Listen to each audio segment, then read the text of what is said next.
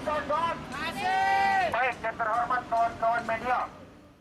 Penertiban aksi unjuk rasa di Jakarta yang dilakukan Gubernur DKI Jakarta Basuki Cahayapurnama alias Ahok kembali mendapat tanggapan dari Komisi Nasional Hak Asasi Manusia atau Komnas HAM. Kini Muhammad Nur Khairon, salah satu komisioner Komnas HAM yang memberikan tanggapan atas penertiban tersebut. Nur Khairon menilai penertiban aksi unjuk rasa yang dilakukan Ahok harus jelas tujuannya.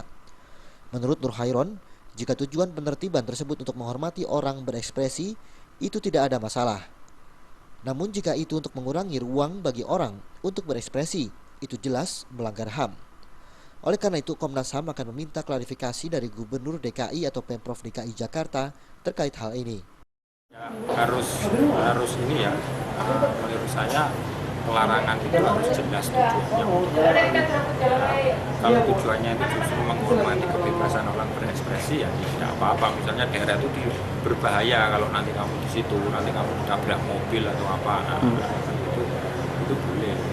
Tapi itu kan dalam rangka menghormati kebebasan orang berekspresi. Tapi kalau tujuannya justru mengurangi ruang bagi orang untuk melakukan kebebasan berekspresi, berpendapat, itu jelas melanggar hak asasi manusia.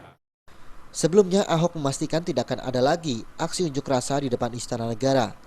Ini berdasarkan Peraturan Gubernur Nomor 228 Tahun 2015 tentang pengendalian pelaksanaan penyampaian pendapat di muka umum pada ruang terbuka.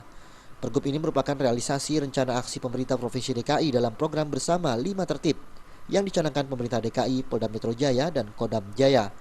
Pergub tersebut secara tegas mengatur 3 lokasi unjuk rasa, yakni lapangan Monas, alun-alun Demokrasi di Komplek DPR, dan lapangan parkir Timur Senayan. Namun rencana lokasi unjuk rasa itu akan direvisi. Dari Jakarta, Zikri Amin melaporkan. Maka dari itu hari ini